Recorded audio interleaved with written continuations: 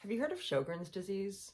Many people haven't, even though it impacts approximately 4 million people worldwide.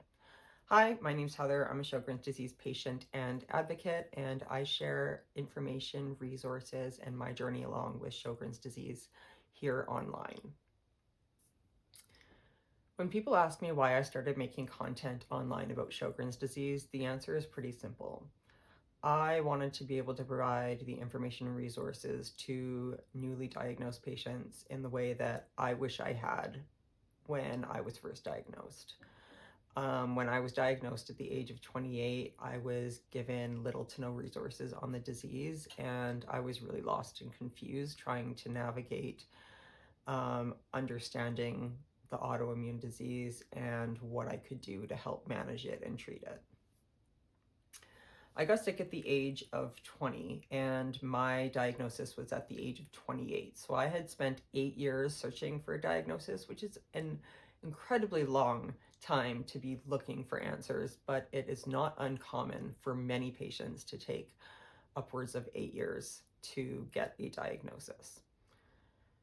Now, I'm 38 now, so I've been managing my disease for approximately a decade, and I have learned a ton of information about the disease along my journey, and I want to provide that information and resources back to the Sjogren's community to help other patients who might be struggling in the way that I did when I was looking for a diagnosis.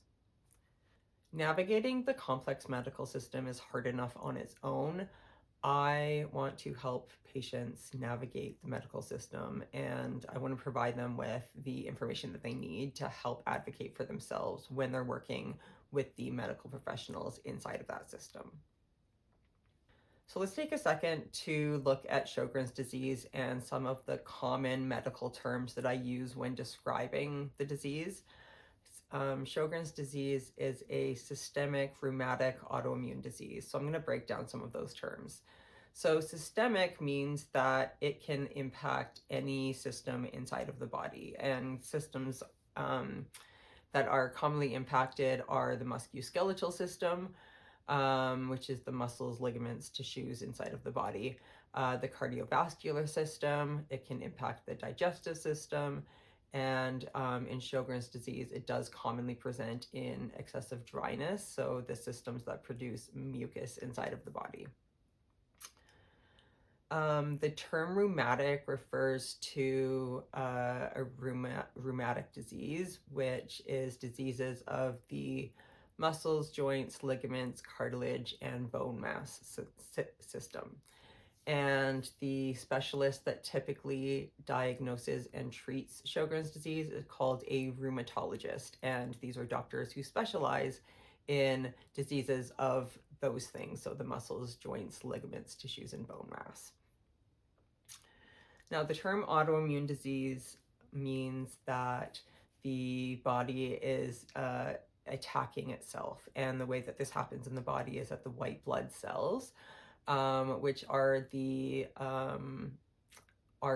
defense mechanism inside of the body, go and attack the foreign invaders inside of the body. So these are the bacteria, viruses. When you get a cold or a flu, your immune system kicks up and starts to destroy and get rid of those things, which is a good thing. Your immune system is there to help fight off those invaders. But in an autoimmune disease, those white blood cells get confused and they start attacking the healthy tissues inside of the body. And so this is what an autoimmune disease at a very high level does to the body.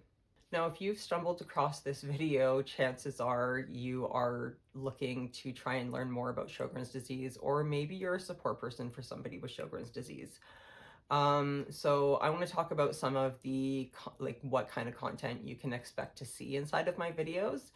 Number one, I'm going to be educating on what Sjogren's disease is, how you can go about getting a diagnosis, and talking about some of the barriers, the common barriers that patients experience trying to get a diagnosis, because there's no one single test that can help diagnose Sjogren's. It's a combination of multiple different things. I'm also going to be talking about the common symptoms that you can have inside of Sjogren's. I'm going to talk about the dryness symptoms, which are the primary symptoms that typically come with Sjogren's, but I'm also going to be talking about the systemic ones, so the ones that go beyond just the dryness. And then I'm also going to be talking about common medications that are used to manage the disease, over-the-counter treatments that you can help to manage the disease, along with alternative therapies. So if any of that interests you, I highly encourage you to subscribe to this page. I'm going to be making content on all of those topics, and if there's something specific that you'd like to cover, please drop it in the comments or shoot me a message so that I can create a video to help you wherever you're at on your Sjogren's journey.